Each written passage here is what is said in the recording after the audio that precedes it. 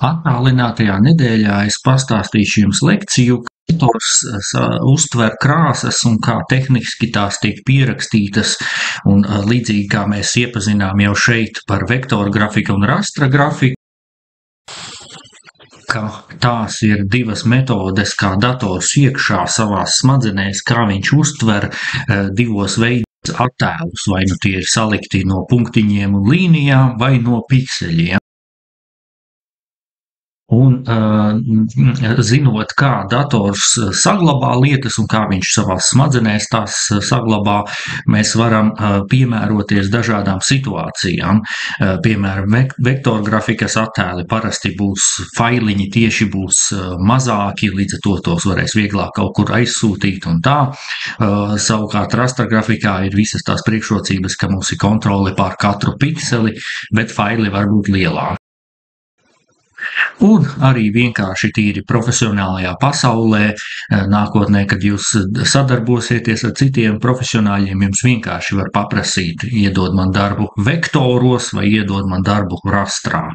Un mums ir jāzina, ko tas nozīmē. Tāpēc mēs apskatīsim, kā ar krāsām ir digitālajā pasaulē. Es jau iesāku stāstīt šo prezentāciju, kad mēs bijām klasē, bet nepabeidzu, tāpēc tagad izstāstīšu pilnā garumā.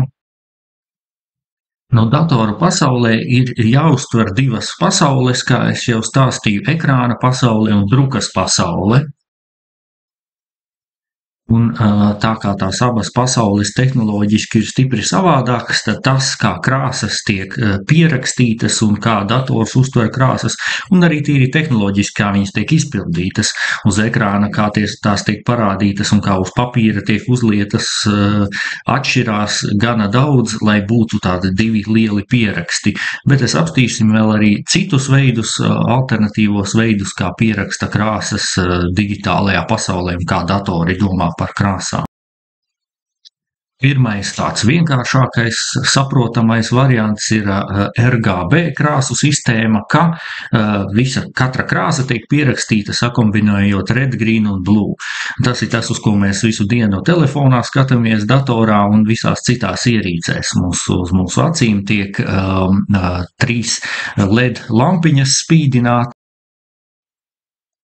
Un šīs 3 LED lampiņas, iededzinot red, green un blue krāsu, panākt visas citas krāsas. Un tā kā tie pikselīši ir gana maziņi, tad mūsu acis neredz to atsevišķos tos red, green, blue pikselīšus. Nu vairs neredz.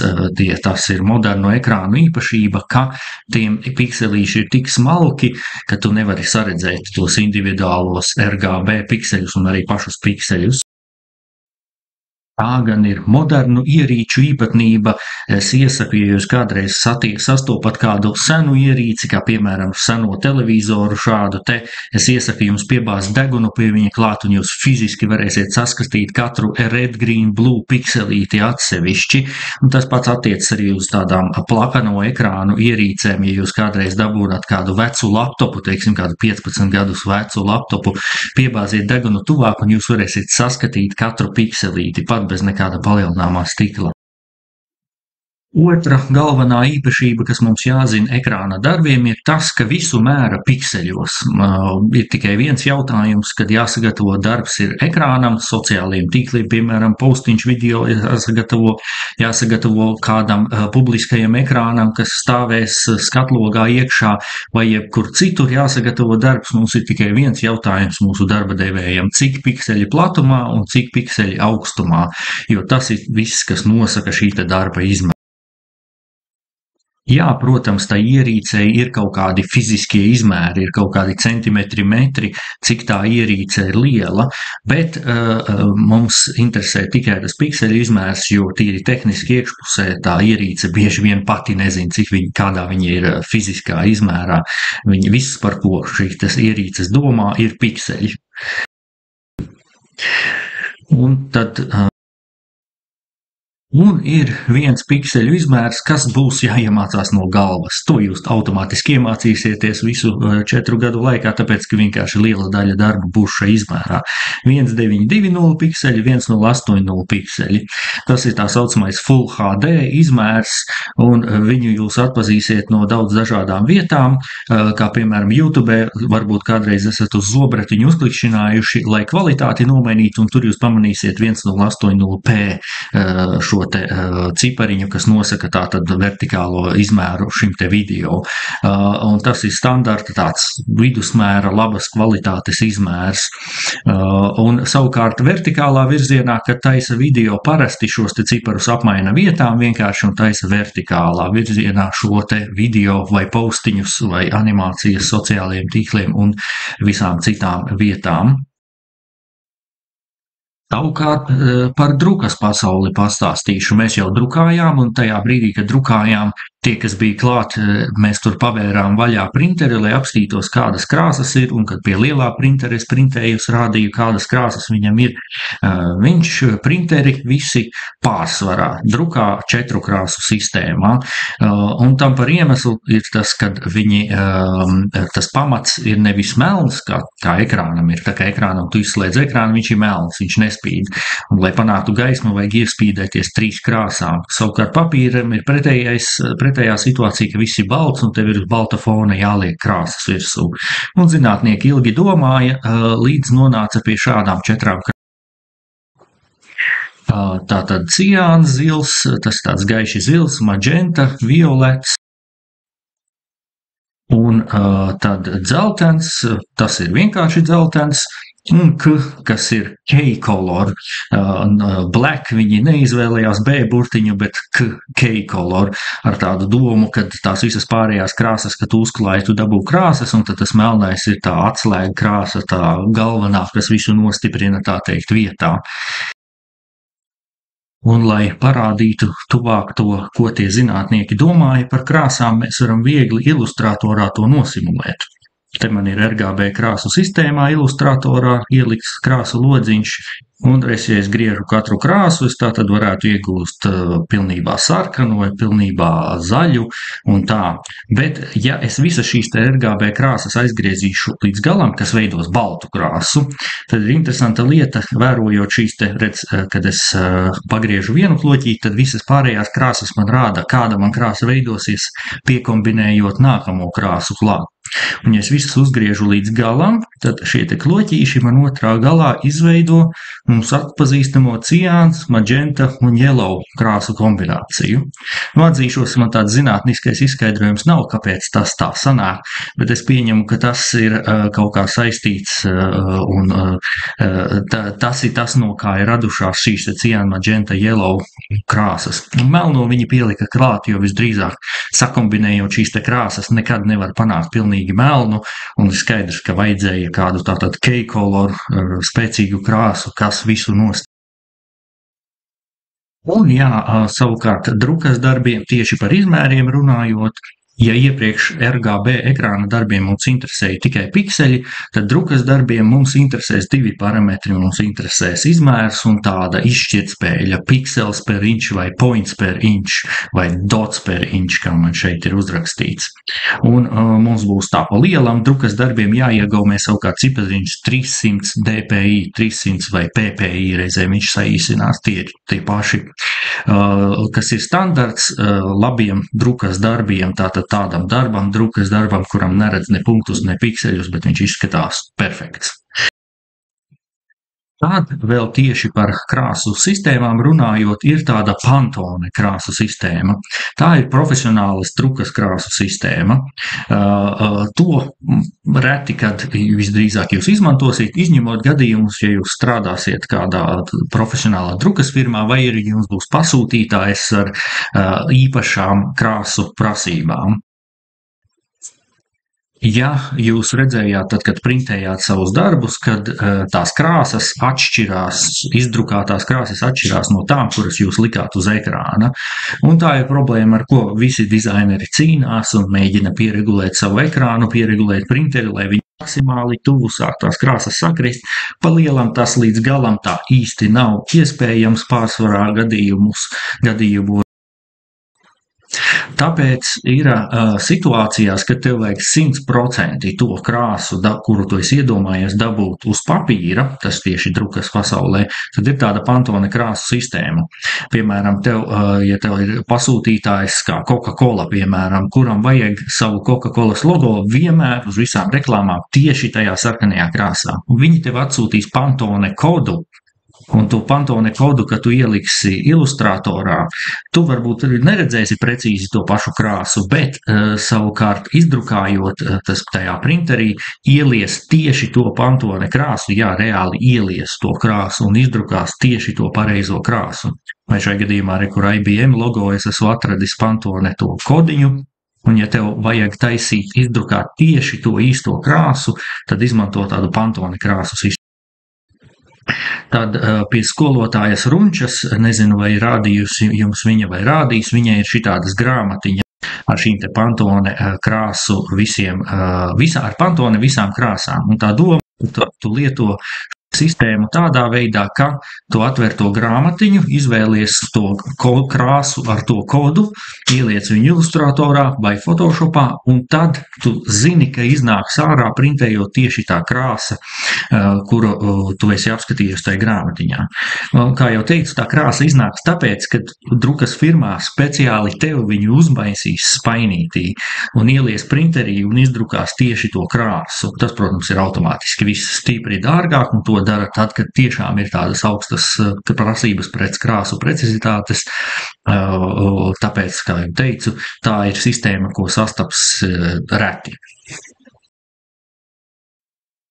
Tad vēl man ir jāpiemina, ka ir daudz vēl citas krāsu sistēmas. Tātad RGB un CMYK ir tās lielās, Pantone ir tādā profesionāla drukas pasaulē, bet varbūt jūs esat būvmateriālu veikalā kādreiz arī sastapuši šitādas te krāsu grāmatiņas, kurās jūs varat izvēlēties tur kaut kādu sienas krāsas vai kādas citas celtniecības materiāla krāsas. Un viņiem varbūt arī katram sava krāsu sistēma. Tieši celtniecībā ir viens standarts, kuram parasti pieturās, saucas RAL krāsu sistēma, kuram arī ir savi kodiņi, savas grāmatiņas. Un tā doma ir tāda, ja tev kādreiz ir interjers jādizainē vai kaut kas tāds, kas tiks tātad pa īstam nokrāsots un uzbūvēts, tad to krāsu parasti piemeklē tādā RAL krāsu sistēmā. To gan, cik man zinām, nevar ielikt nevienā datorprogrammā, tas vairāk ir tā, ka tu nodod pēc tam celtniekam un tam veidotājam, kādā krāsu sistēmā tev vajadzēs to objektu. Un krāsu sistēmu tā tīri praktiski mēs ieliekam, teiksim, ilustratorā, paņemam file new, mēs izvēlamies no tās izvēles CMYK vai RGB krāsu sistēmu, kad veidojam dokumentu. Un tā mēs ieliekam, pasakam, vai šis dokuments būs paredzēts plāna darbam vai drukas darbam. Jautājums, vai kaut kas sabruks, ja tu uztaisīsi dokumentu nepareizajā krāsu sistēmā? Pārsvarā gadījumos nē, jo, protams, kad visas sistēmas jau rēķinās ar to, ka būs muļķi, kuri uztaisīs nepareizi un parasti nokonvertē pat tev neko nesakot. Bet ir bērns būt visādas jocīgas situācijas, parasti sevišķi, ja tu uztaisi CMYK krāsu sistēmā un pēc tam liec kaut kur uz ierīcēm, kuras māk tikai RGB krāsu sistēmu attēlot, varbūt visādi joki un tās krāsas riktīgi novirzīties. Un arī tīri profesionālajā pasaulē, kā jau teicu, man jūs jāapmāca kā profesionāļus, kuri vienmēr iesniedz darbus pareizajā sistēmā, nevis buiduji kaut kādām. Un tāpat arī Photoshopā, kad mēs veidojam jaunu dokumentu, mēs varam izvēlēties krāsu sistēmu CMYK vai RGB. Šeit es esmu ielicis arī lodziņu, kā nomainīt krāsu sistēmu. Iesāktam darbam ilustratorā arī var nomainīt pie failu, man liekas, dokumentu properties iesāktam dokumentam. Tā kā noteikti tajā brīdī, kad pamani, ka esi sācis nepareizi, tad viens variants ir aiziet caur failu un dokumentu properties un nomainīt, vai arī Photoshopā image un mode. Vai arī otrs variants vienmēr ir, ja neatceries, kur nomainīt, ir paņemt visu vietu un vienkārši iekopēt jaunā dokumentā, kurā ir tā pareizā krāsu sistēma uzlikta. Kā jau teicu, drukas darbiem ir divi parametri. Viens ir platums un garums, kad mēs veidojam drukas darbu, jo mēs taisīsim kaut ko. Un otrs ir dots per inch vai points per inch vai pixels per inch. Viņu mēdz dažādi nosaukt. Šeit manā prezentācijā būs DPI, bet pārsvarā programmās, ko mēs lietosim, viņš sauksies PPI, points per inch. Gandrīz tas pats, tehniski it kā nav, bet it pa lielam tas pats. Un, kā jau teicu, augstas kvalitātes drukas materiāliem mēs parasti liksim 300 DPI vai PPI, 300 punkti uz vienu colu. Praktiski tas nozīmē to, ka vienā colā, kas ir gandrīz 3 cm, gan vertikāli, gan horizontāli tiks ielikti 300 punktiņi. Printeris izlies, iepilinās, kaut kādā veidā dabūs vienā colā, gan vertikāli, gan horizontāli 300 punktiņus. Un zinātnieki atkal izpētīja, ka tas ir tas mazākais izmērs, mazākais daudzums punktiņiem, kurus uzliekot ar aci skatītājs nespēja sasniegt. Viņi ir tik maziņi, ka skatītājiem liekas, ka tā ir perfekts attēls. Tie punktiņi īsti neizskatās kā punktiņi. Atkal es iesaku, kad jūs paņemat kādu drukas materiālu, piebāzt klāt degunu un pamēģināt saskatīt tos punktiņus. Pat tos 300 PPI punktus var īstenībā saskatīt, ja ir laba redze. Bet reizēm kvalitāte ir mazāka un var saskatīt tos punktiņus, it sevišķi uz avīzēm. Avīzes tiek drukātas sliktākā kvalitātē, jo tas papīrs ir sliktāks un viņiem vajag ātrāk viņas izdrukāt, un avīzēm it sevišķi var saskatīt tos drukas punktiņus. Viņi ir tādi kā randomā izmētāti punktiņi, veidojas tā kā rakstīņš, kuru arī starp citu sauc rastru, šo te rakstiņu sauc, kas veidojās. Un līdzīgi kā ar pikseļiem, kad tie punktiņi, tas rastrs, tas rakstīņš ir gana maziņš, mūsu acis nespēja to saskatīt un mums veidojas attēls. To izšķirtspēju 3 points per inch mēs pārsvarā liksim tā vispār nedomājot, bet būs daži gadījumi, kad mēs liksim mazāk.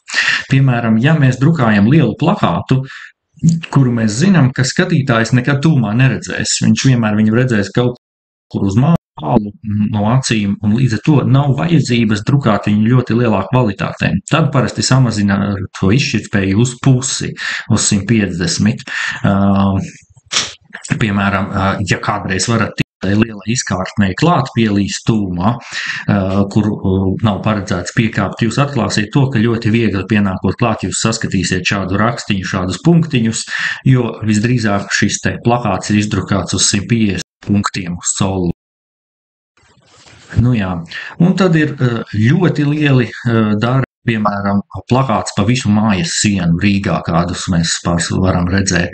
Tad tiem nākamais solis jocīgā kārtā ir 72 DPI vai PPI.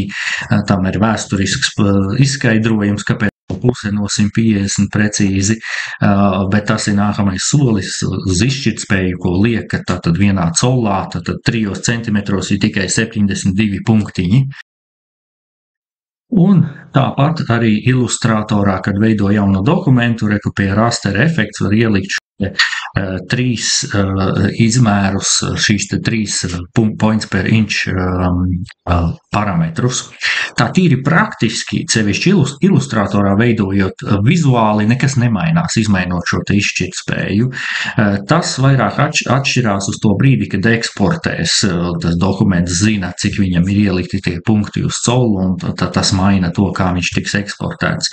Tīri praktiski strādājot, jūs jau neredzat tos drukas punktiņus. Tas ir vairāk tas, ko tas dokuments un ko tas dators domā savā galvā. Un Photoshopā arī tieši tāpat.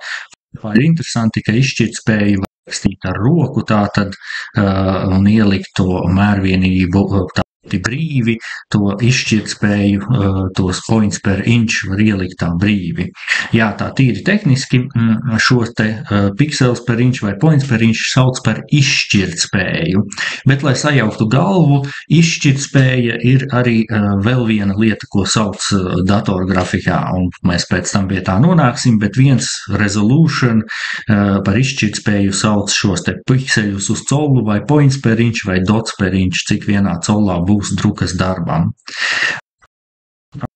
dokumentam mēs varam izmainīt, te man ir Photoshopa paraugs, bet ilustratoram arī file document properties var izmainīt, cik daudz būs šie te punkti uz vienu colu.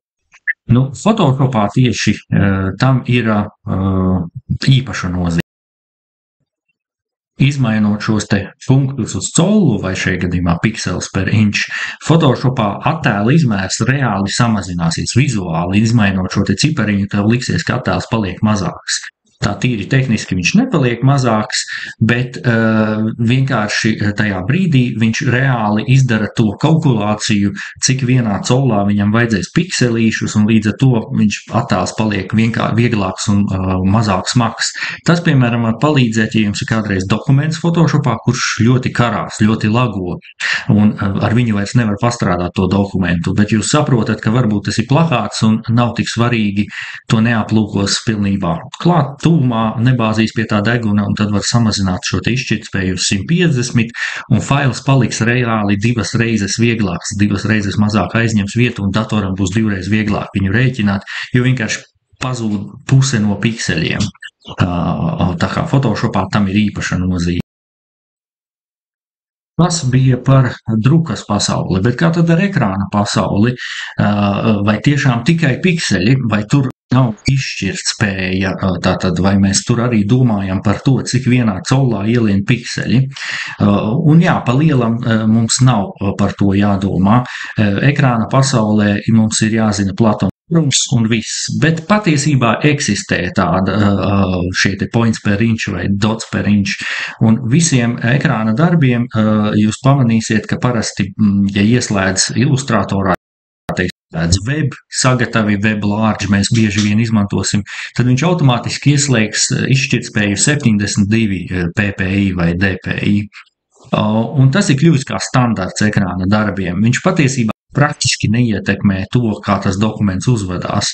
Tas vienkārši kļuvis par standartu, ka, ja tev ir ekrāna darbs, tu liec to 70 dpi. Kaut arī tās ierīces, uz kurām tu rādīsi, tā tīri ja atšifrētu šo te dots per inch vai ppi, pixels per inch uz tava telefonu, uz kura to postiņu, ko tu uztaisīji ilustratorā skatīsies, viņam ir vairāk, viņam ir pat kaut kādi 400 ppi. Pixels per inch, pikseļi vienā colā. Visiem ekrāna darbiem visus failus vienmēr sagatavo 72 dpi vai ppi.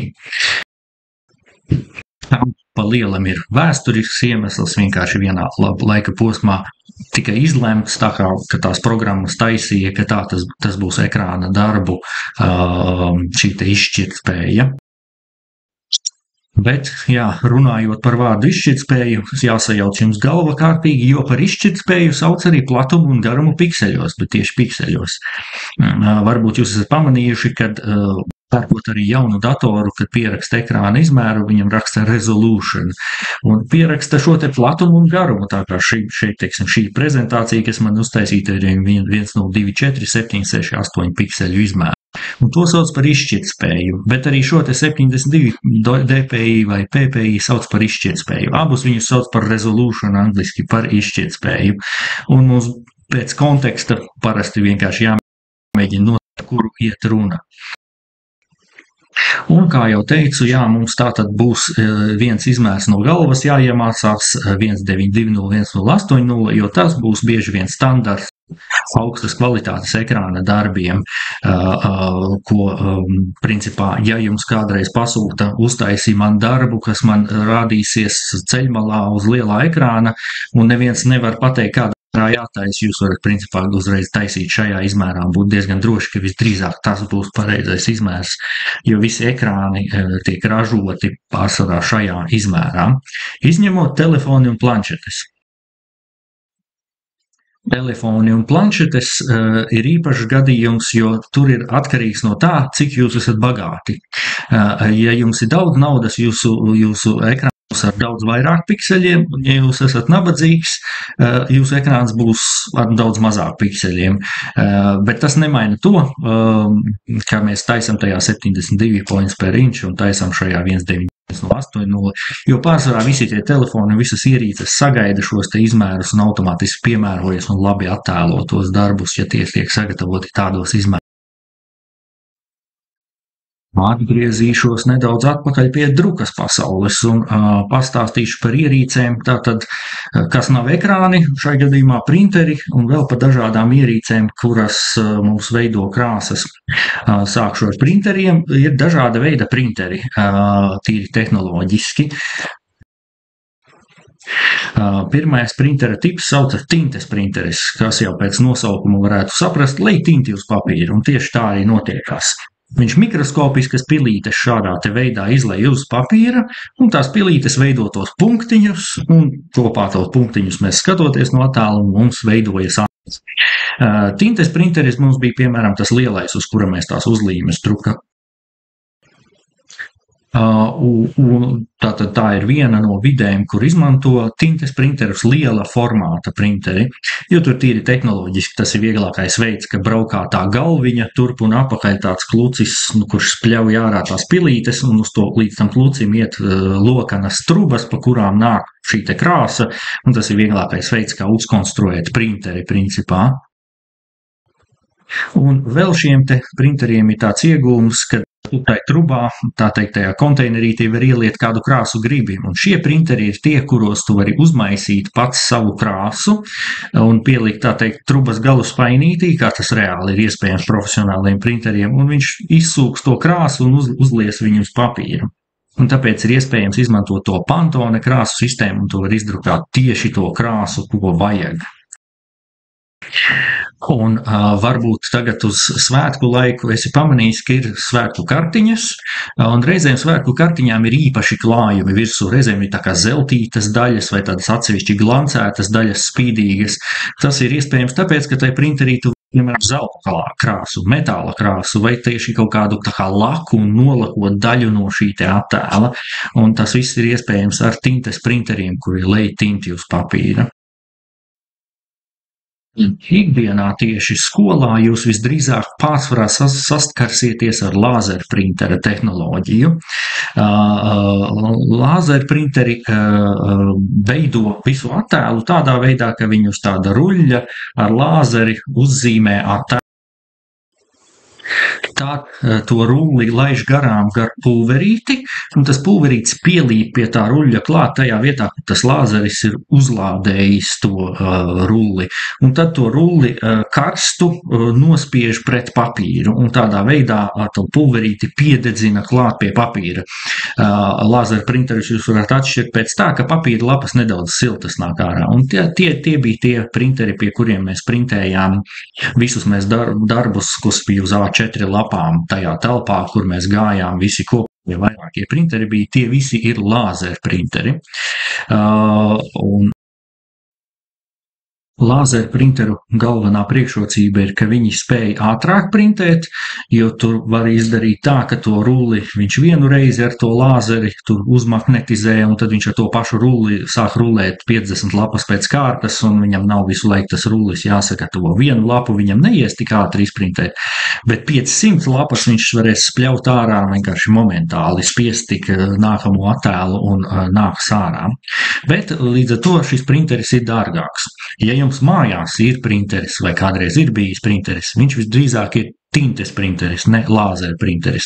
Tāpēc, ka visa tā lāzera tehnoloģija un visi kārtiģi, viss ir dārgāks šajā variantā, bet doties ātrums ir lielāks. Bet tā tīri praktiski tie pulveri ir arī tajā pašā CMYK krāsu sistēmā, 4 pulvera konteineri ir iekšā, un tīri runājot par šiem te points per inch punktiem uz colu, ir tieši tā pati tehnoloģija, kad viņš pielipina, tā teikt, 300 graudus ar krāsu šajā te attēlā iekšā, un tā kvalitāte ir tā pati. Un jādomā mums par to drukas ierīci, liekot failiņu, regulējot tieši. Tad tie, kuri strādās kādās profesionālās vidē, izdevniecībās, kā piemēram, kur avīzes vai žurnālus veido vai kaut ko ļoti lielā apjomā, tur izmanto vēl atsevišķas ierīces, kuras kopumā parasti sauc par offset drukas ierīcēm, kur principā ar līdzīgi kā lazerprinteriem tu sataisi rulli vienu reizi ar to attēlu un tu vienkārši rullē, reku cauri dažādas krāsas ruļļiem un tādā veidā tu panāc to attēlu. Piemēram, avīzes tiek šādā te veidā drukātas nevis uz printerīšu, bet uz tādas milzīgas ierīces, kur sagatavo tos ruļļus, un tad tu pasūti tam aparātam, un viņš pa nakti tev izspļauj nevis tur simtiem lapas, bet 10,000 lapas ārā. Un offset drukas ierīcēm ir vēl tehniskie parametri, par kuriem mācīsieties jūs visdrīzāk, ja jūs iesiet praksē kādā tādā uzņēmumā, jo tie ir diezgan specifiski tieši tām ierīcēm, lai sagatavotu tos failiņus vēl bišķi specifiskāk konkrētajam aparātam. Tad vēl ir ierīces, kas mums arī skolā ir ploteris, kuri nedrukā ar krāsu, bet ar nazi griež no materiāliem ārā. Es tur mēģināju demonstrēt to, ka mēs tās uzlīmes veidojām, bet nazis printerim nebija gana ass, bet principā tā būtība ir tāda, kādā reizē mēs arī izmēģināsim, ka ir ierīces, kurus sauc ploteris, kuras nevis ar krāsu, bet strādā ar nazīti un griež no materiālā ārā. Mūsu gadījumā mums ir printeris apvienots kopā ar ploteri, kas ir baigi forši, tu vari izdrukāt un uzreiz pasūtīt, lai viņš tā vietā, lai lietu krāsu, viņš izvelk blakus citu ierīcīti un ar nazīti izgriež ārā. Un tad vēl drukas pasaulē ir daudz dažādas citas vēl ierīces, kā piemēram tēkreklu apdrukāšanai tiek izmantota tāda sietspiedes apdrukas metode šādi te, ka tādu sietiņu iztek cauri krāsa un tu dabū viņu uz tēkrekliem vai uz audumiem un tā. Apdrukājot tādas pildspalvas vai kaut kādas vēl dažādas ierīces vai krūzītes, šeit piemēram ir atsevišķa ierīce, un ir vēl daudz dažādas drukas ierīces, kuras spēj uz dažādām virsmām nogādāt šo te attēlu virsū. Tām visām arī būs reizēm kaut kādas tehniskas prasības, kā tas failiņš ir jāsagatavo, bet arī saku, tās ir lietas, kuras, kad jūs iesiet praksē, ja jūs kādā tādā uzņēmumā iesiet, jums būs jāpaprasa man sagatavot to failiņu tieši tam aparātam, jo tas tur īsti standartu nav un tas var atšķirties. Ok, drukas ierīces būs apskatītas, paskatīsimies dažādas ierīces, kuras savukārt tagad strādā nevis CMYK krāsu sistēmā, bet strādā RGB krāsu sistēmā. Tātad tās ir ierīces, visas ierīces, kuras kaut kādā veidā no realitātes attēlu dabū iekšā kādā tev datorā vai kādā citā ierīcē. Tās visas parasti strādās RGB krāsu sistēmā. Iemesls, kāpēc ierīces, kuras uztver no realitātes, piemēram, šī kamera, kura pašlaik mani filmē, viņa veido attēlu RGB krāsu sistēmā. Krāsu sistēmā, bet uzreiz datorā tiek ierakstīti attēli RGB krāsu sistēmā. Tam par iemeslu ir tas, ka senos laikos zinātnieki izpētīja, kā mūsu acis strādā, un viņi nonāca pie secinājuma, ka mūsu acis strādā RGB krāsu sistēmā.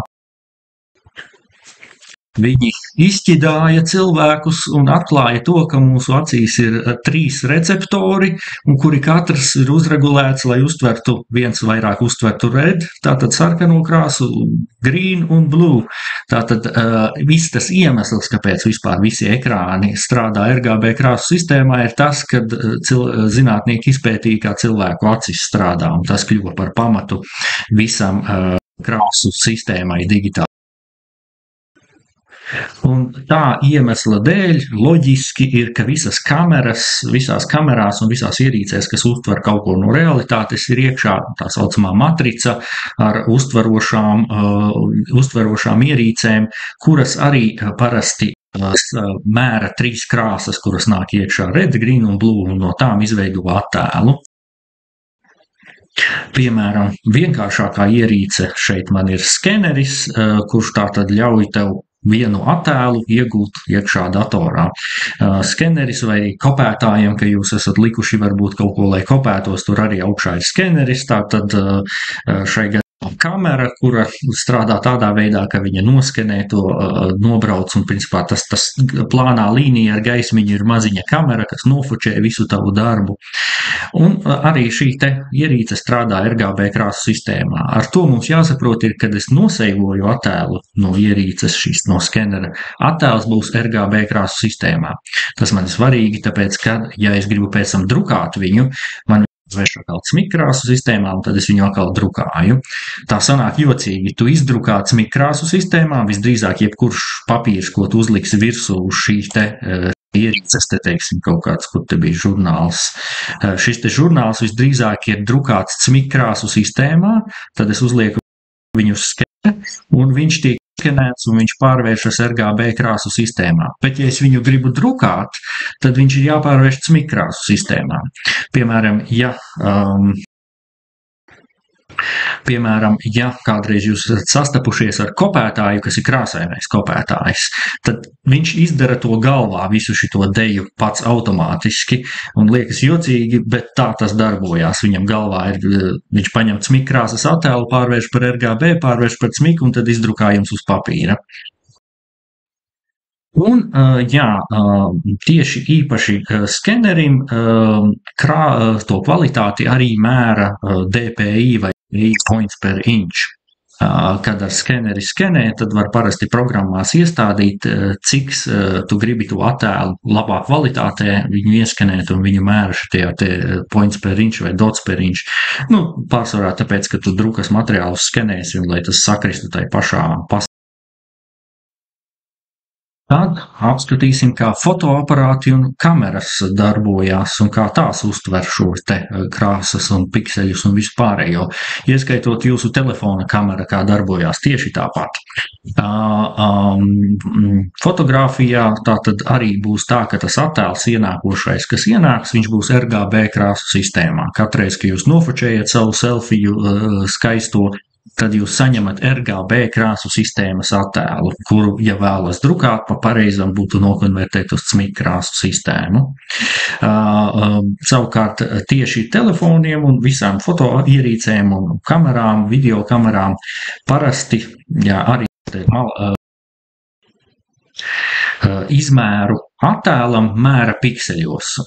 Pārsvarā mēs mēram platumu un garumu pikseļos, vai arī otrs, ko jūs esat pamanījuši, kad, teiksim, pērk jaunu telefonu, bieži vien būs rakstīts kameras kvalitāte MP, kas ir saīsinājums no megapikseļi.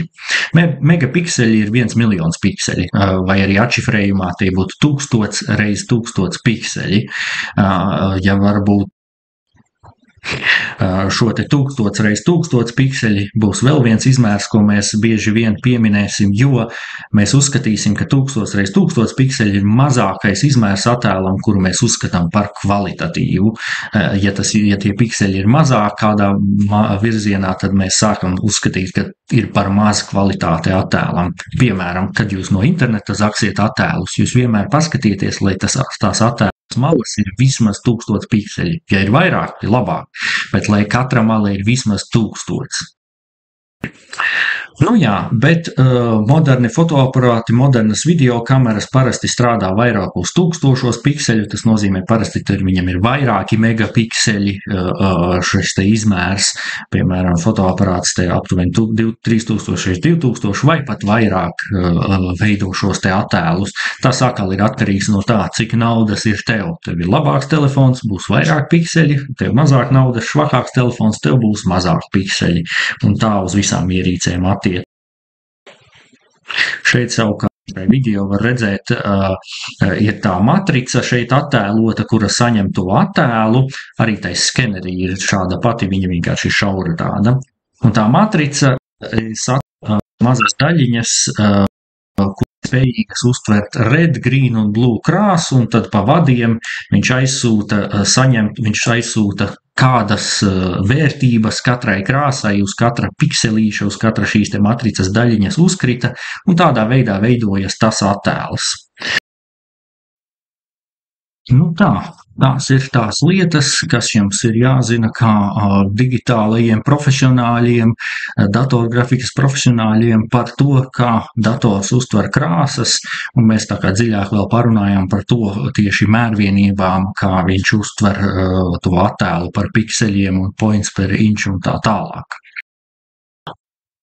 Un tās ir tās zināšanas, kas jūs padarīs no amatieriem uz profesionāļiem, no amatieriem, kuriem tas ir kā hobijs, par profesionāļiem, kuri var veidot reālus produktus un nopelnīt kādu naudu ar to. Un audiovizuālajiem dizaineriem īpaši tie tehniskie parametri ir svarīgi. Jābūt darbam izskatīgam un foršam, bet arī jābūt tehniski precīzi izpildītam. Un, diemžēl vai par laimi, mums būs vēl jāmācās nākotnē tehniskie parametri, piemēram, video ir vēl savi čupa ar tehniskajiem parametriem, audio pasaulē ir sava čupa ar tehniskajiem parametriem, mums būs jātrenējas tie faili sagatavot tā, lai tie ir pielietojami dažādās vidēs, dažādās situācijās, dažādos mēdījos. Bet, pašā pamatā mums ir jāzina, ka ir divas krāsu sistēmas, pārsvarā RGB un CMYK, un mums attiecīgi atkarībā no tā, kam mēs veidojam failu, ir jāsagatavo šie te faili drukas darbiem CMYK krāsu sistēmā un ekrāna darbiem RGB krāsu sistēmā. Tas arī šai attālinātajai nedēļai viss. Apsmadzeņojiet, bāziet degunu pie ekrāniem, bāziet degunu pie drukas materiāliem un uzsūciet tās krāsas no viņiem. Tiksimies klātienē un taisiet darbus, izmantojot visas šīs te zināšanas.